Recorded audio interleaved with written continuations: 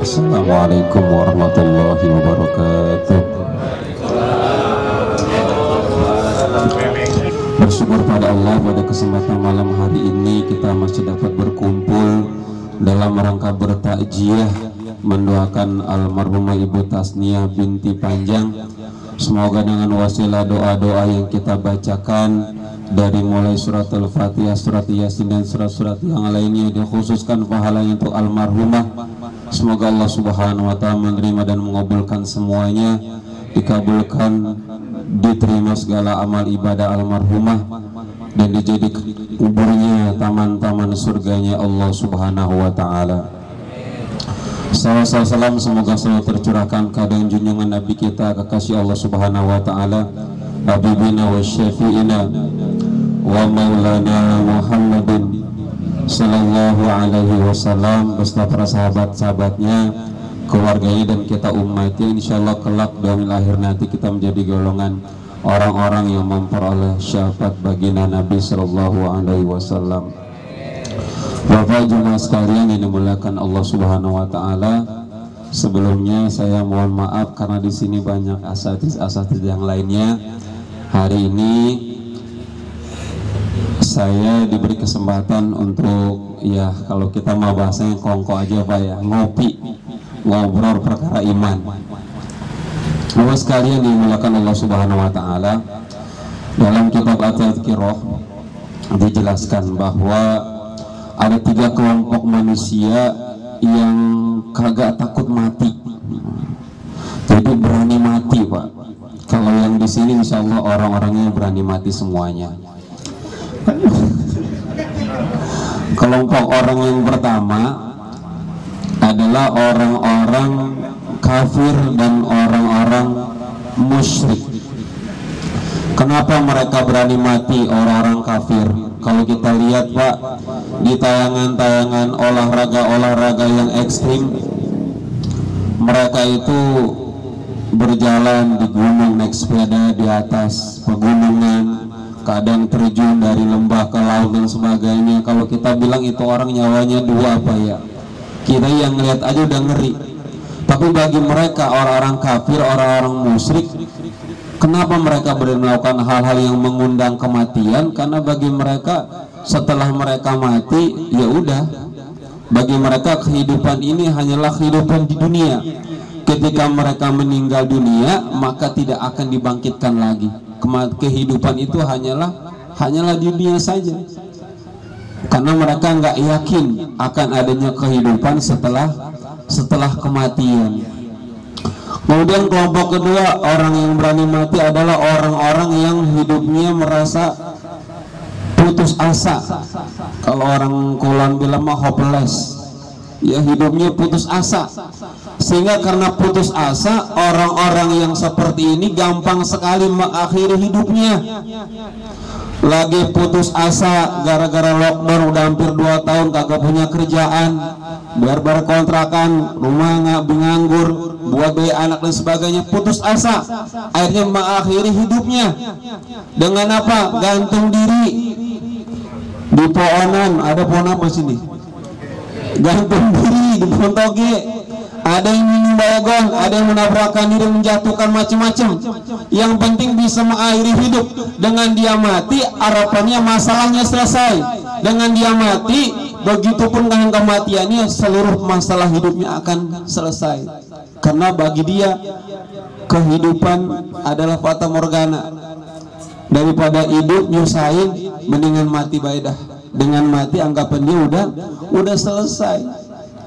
Bahkan kehidupan setelah kematian orang yang bunuh diri itu Masya Allah Pak, tempatnya jelas di neraka jahanamnya Allah Subhanahu wa taala. Orang yang bunuh diri nanti masuk neraka, dia akan membunuh dirinya sendiri. Kalau dia bunuh diri dengan tusukan, akan nusuk dirinya sendiri. Gantung diri sana, digantung lagi. Begitu berat siksaan Allah Subhanahu wa taala berikan pada orang yang mengakhiri hidupnya. Kemudian kelompok yang ketiga, orang yang berani mati adalah orang-orang yang beriman kepada Allah Subhanahu wa taala. Makanya orang beriman Pak itu enggak takut mati dan enggak juga minta mati dan enggak nantangin mati. Orang beriman Artinya apa? Kapanpun Allah panggil dia sudah siap. Kenapa orang-orang beriman siap untuk menghadapi kematian ketika dipanggil Allah Subhanahu wa taala? Pertama, bagi orang beriman kematian itu adalah sarana untuk panen amal-amal kebaikannya. Jadi ketika dia mati itu panen amal kebaikannya.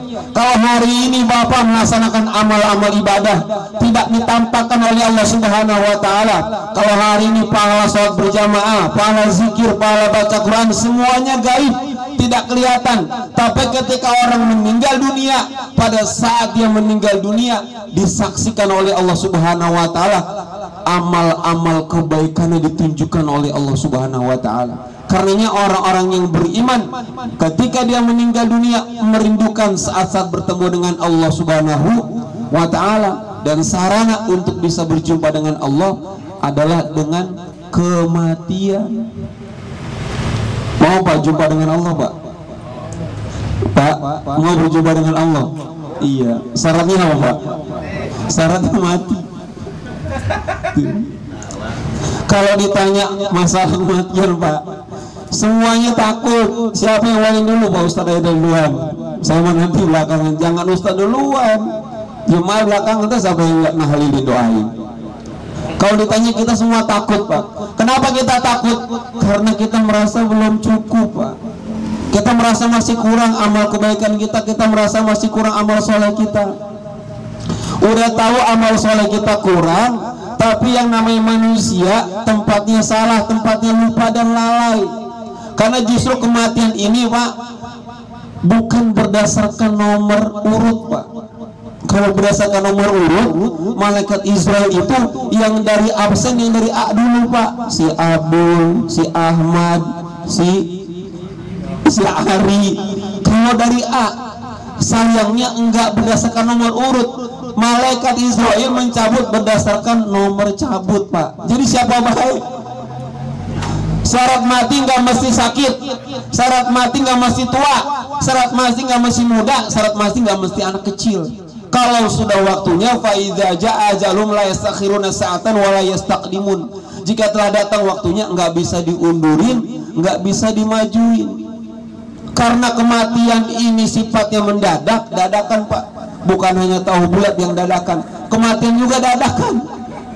Ada orang kagak sakit lagi, pergi berangkat kerja, pulang-pulang yang bukain bajunya orang lain, pergi rapi, kalau pulang counter tinggal nama, padahal kagak sakit lagi. Ada yang sakit bertahun-tahun, stroke sampai masuk rumah sakit, sembuh lagi, bisa normal lagi. Ada yang jauh tahu-tahu nggak sakit lagi, meninggal dunia.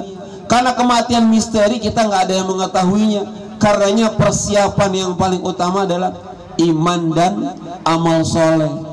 Faman kana yarju liqa'a rabbih falyamal amalan sholihan wa la yusyrik bi ibadati rabbih ahada. Barang siapa yang mengharapkan perjumpaan dengan Allah Subhanahu wa taala, falyamal amalan sholihan, maka hendaklah dia melakukan amal soleh.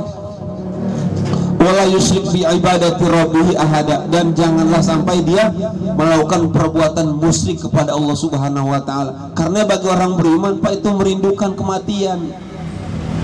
Rindu sama kematian. Makanya kata Rasulullah, yang paling aku takutkan dari umatku itu terjangkit penyakit wahan. Apa itu penyakit wahan ya Rasulullah? Para sahabat bertanya.